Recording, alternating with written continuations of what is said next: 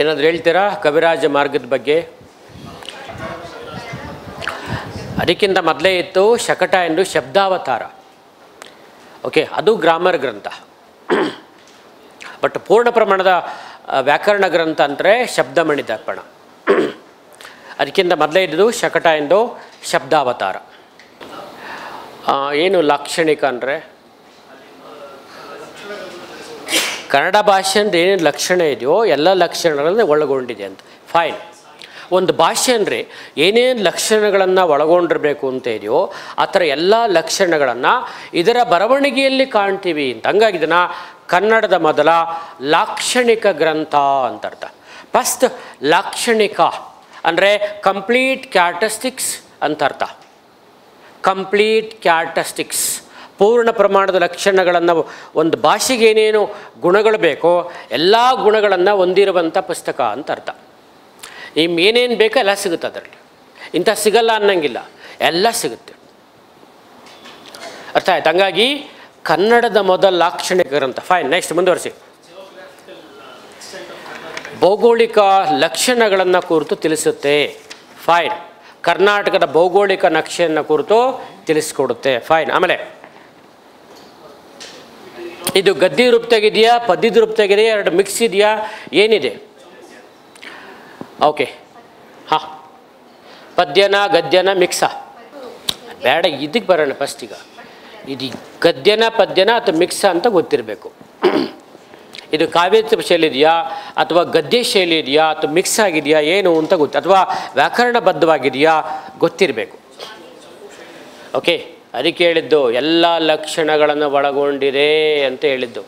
ಕಾವ್ಯಾತ್ಮಕವಾಗಿಯೂ ಇದೆ, ಗದ್ಯವೂ ಕೂಡ ಇದೆ, ವ್ಯಾಕರಣವೂ ಇದೆ, ಇನ್ನು ಏನೇನು ಬೇಕೋ ಎಲ್ಲ ಇದೆ. ಅರ್ಥ ಆಯ್ತಾ? ಅಂಥ ಪ್ರಚಂಡ ಪುಸ್ತಕ ಅಂತ ಅನ್ನೋದು ನಾವು ಕವಿರಾಜ ಮಾರ್ಗ ಅಂತ ಕುರಿತು ಮಾತನಾಡ್ತೀವಿ. ಬರ್ಕೊಳ್ಳಿ. It is considered earliest work on rhetoric. Earliest work on rhetoric. RHETORIC. Rhetoric, poetics and grammar work in Kannada language. ಇದು ಏನು ರಿಟಾರಿಕ್ ಅಂತಂದರೆ? ರಿಟಾರಿಕ್ ಅಂದ್ರೇನು? ವಾಕ್ಚಾತುರ್ಯ ಅಂತ. ರಿಟಾರಿಕ್ ಅಂದ್ರೇನು? ವಾಕ್ಚಾತುರ್ಯ ಅಂತ ಅರ್ಥ. ವಾಕ್ಚಾತುರ್ಯದಿಂದ ಕೂಡಿರುವ, ಪದ್ಯದಿಂದ ಕೂಡಿರುವ, ವ್ಯಾಕರಣದಿಂದ ಕೂಡಿರುವಂಥ ಗ್ರಂಥವಾಗಿದೆ. It was written by Shri Vijaya, court scholar of the Amoghavarsha. ಇದನ್ನು ಬರೆದವನು ಯಾರು? ಶ್ರೀ ವಿಜಯ ಬರೆದವನು. ಇವನೇ ಇದರ ಆಥರ್ ಅಂತ ಕುರಿತು ನಾವು ಮಾತನಾಡ್ತೀವಿ. ಓಕೆ, ಇದು ಒಂದು ರೀತಿ ಸಂಸ್ಕೃತ ಮೂಲತಃ. ಇದು ಇಟ್ ಬೇಸಿಕಲಿ ಟ್ರಾನ್ಸ್ಲೇಟೆಡ್ ವರ್ಕ್. ಇದೊಂದು ಭಾಷಾಂತರದ ಗ್ರಂಥ. ಅದನ್ನು ತಮಗೆ ಗಮನದಲ್ಲಿರಲಿ. ಕನ್ನಡದ ಮೊದಲ ಪ್ರಧಾನ ಭಾಷಾಂತರ ಗ್ರಂಥ ಅಂದರೆ ಅದು ಕವಿರಾಜ ಮಾರ್ಗ. ಹಾಗಾದರೆ ಯಾವ ಪುಸ್ತಕವನ್ನು ಭಾಷಾಂತರ ಮಾಡಿದ್ದಾರೆ ಅಂತಂದರೆ, ಹಿಂದೆ ಒಬ್ಬ ದೊಡ್ಡ ತಮಿಳು ವಿದ್ವಾಂಸ ಇದ್ದ, ಸಂಸ್ಕೃತ ವಿದ್ವಾಂಸ, ದಂಡೀನ್ ಅಂತ. ಆ ದಂಡೀನ್ನ ಪುಸ್ತಕ ಕಾವ್ಯದರ್ಶಿಯನ್ನು ಕನ್ನಡಕ್ಕೆ ಕವಿರಾಜ ಮಾರ್ಗ ಅಂತ ಭಾಷಾಂತರ ಮಾಡಿರುವಂಥದ್ದು. ಬರ್ಕೊಳ್ಳಿ.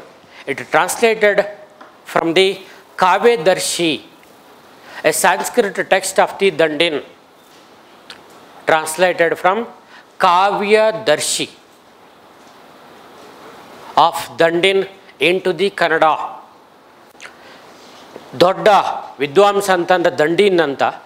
ಅವನ ಇನ್ನೊಂದು ಗ್ರಂಥ ದಶಕುಮಾರ ಚರಿತೆ ಮತ್ತು ಕಾವ್ಯದರ್ಶಿ, ಎರಡು ದೊಡ್ಡ ಗ್ರಂಥಗಳು ದಂಡೀನ್ ಅಂತಂದರೆ. ಅವನ ಆ ಕಾವ್ಯದರ್ಶಿ ಗ್ರಂಥವನ್ನು ಕನ್ನಡಕ್ಕೆ ಕವಿರಾಜ ಮಾರ್ಗ ಅಂತ ಭಾಷಾಂತರ ಮಾಡಿರೋದು ಅಂತೇಳಿ ಚರಿತ್ರೆಯಲ್ಲಿ ಗುರುತಿಸ್ಕೊಳ್ತೀವಿ. ಆ ಭಾಷಾಂತರದ ಕ್ರಮವೂ ಕೂಡ ಇದರಲ್ಲಿ ಸ್ಪಷ್ಟವಾಗಿದೆ. ಆಗ ಇದನ್ನು ಸಾಹಿತ್ಯಿಕವಾಗಿ ಇದು ನಾವು royal path for the poets ಅಂತ,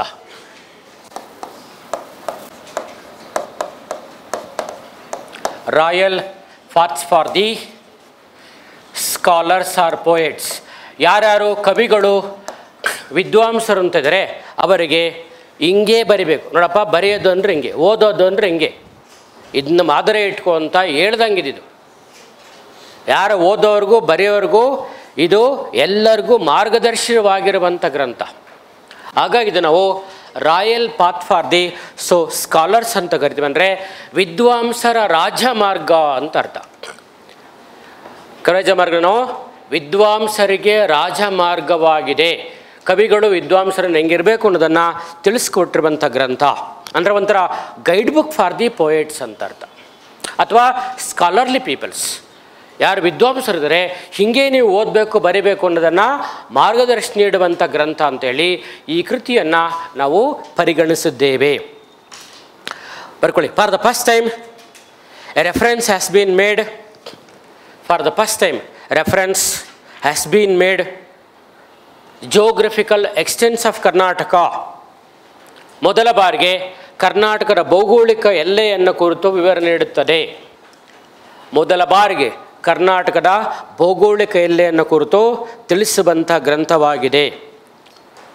ಎಲ್ಲಿಂದ ಎಲ್ಲಿವರೆಗೆ ರಾಜ್ಯ ವಿಸ್ತರಣೆ ಆಗಿದೆ ಅಂತ ಹೇಳುತ್ತೆ?